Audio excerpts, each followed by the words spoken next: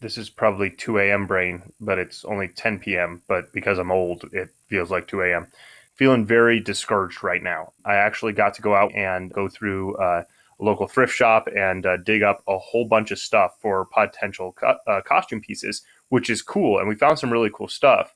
But because we only have like vague measurements of our various actresses, and none of them were there, I couldn't have them try anything on. So it's a lot of buying blind. And one, I hate buying things. And then two, not knowing if this is going to work was really frustrating. Now, there were some fun moments. We were looking at the various purses. Then there was this one, and I was like, oh, well, I think this one could work. And she was like, that doesn't quite fit. Like, but if the character never held it and instead just constantly gave it to the guy she was with, like, that could be funny, because then he would be standing around awkwardly. And then she's like, oh, well, maybe. She's like, wait, you hold it awkwardly, and then we'll see if it works. And then she was like, yep. And she threw it in the basket, was like, we're buying it. So there was some good stuff with that. But the time crunch is really starting to put pressure on me. And as we were driving back, Ali was like, okay, well, maybe we just don't have time to even fabricate the horns, so let's start looking for ways to buy them. And that's great, because she found some really great ones, some really cute ones, some nice ones, but it's not the vision. And so here, like so many other things in this process, and probably the process in every film, is learning to let the dreams die.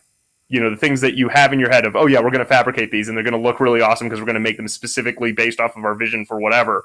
And then, nope, we're not. So that's hard, but that's kind of the way this process goes. So we have a few weeks left to go before shooting starts. We don't have wings. We haven't even started on wings. I haven't heard an update lately on tails, so I don't know how tails are going. Costumes, we bought pieces, but we have no idea if they're going to fit people. We need to get horns, but we don't have that. I'm still trying to hear back from people if our first location will even work for people, if they can get off in the middle of the week to shoot.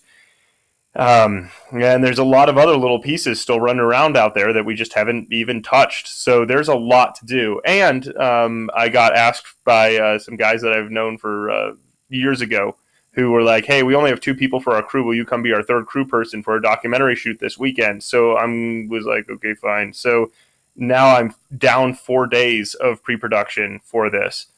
So the pressure's really heavy.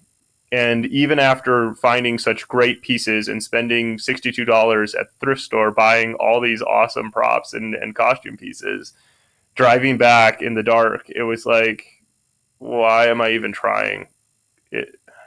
Is it worth all this?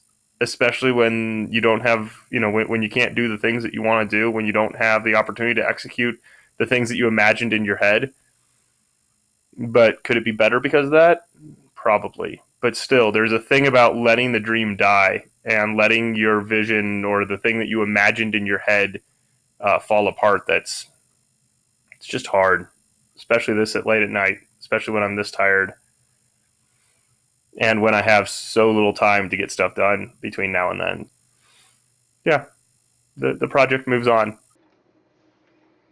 Well, I'm back from Arizona, and the upside is that we didn't get stuck in the mud, and I met one of the most adorable children on the face of the planet. So that's all really good. But I'm not able to meet with Kavi about costumes until Friday.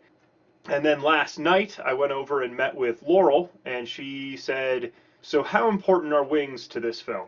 And I was like, well, if I don't have them, it's not like, we can't make this movie, but at the same time, I really want wings. And she said, well, okay, I'm having a really hard time with the tails, and it's not really working. And I really have no idea how we would execute the wings in the time that we have. And so I was like, okay, well, that makes sense, because everybody's incredibly busy, including her, because we all have jobs that take time. Or some of us go on crazy 4-day documentary shoots in the middle of production, whatever. Okay? Like decisions, life. And so I was like, all right, so what can we do for wings? Do we do a tramp stamp of a wing on the back? Do we just do this thing of like mark it on there? But then how do we get the shirts, to work? And then how do we hide the tail fixing thing. Like, does that even work? We don't know.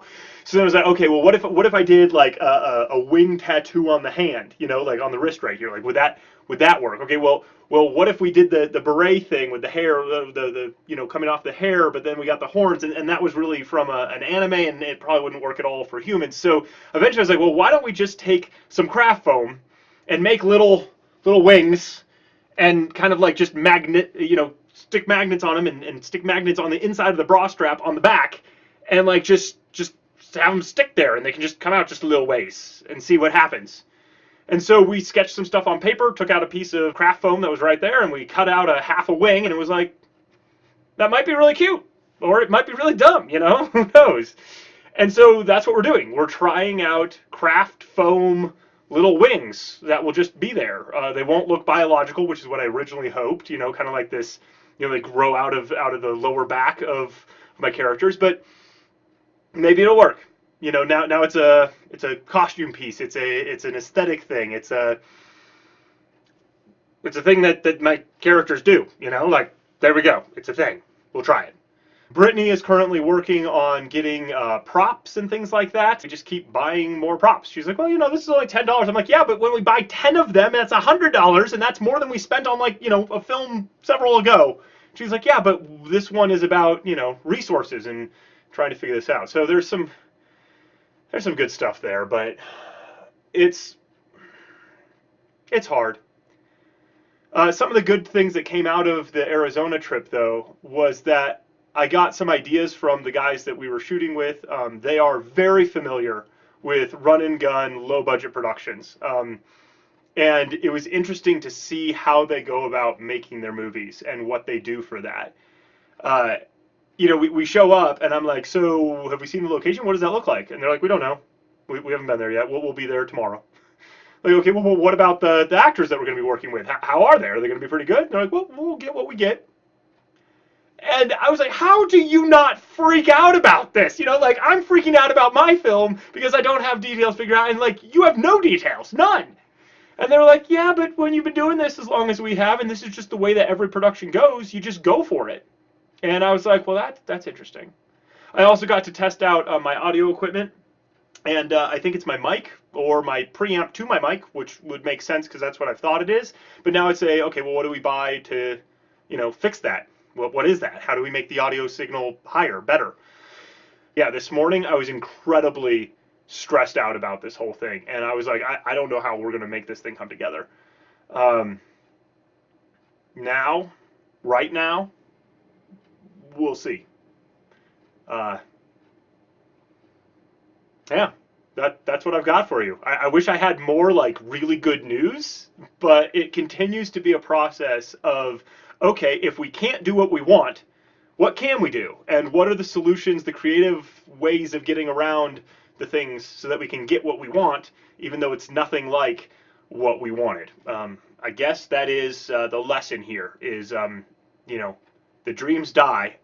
What reality can you build based off of what you wanted in your dream? We'll find out, I hope.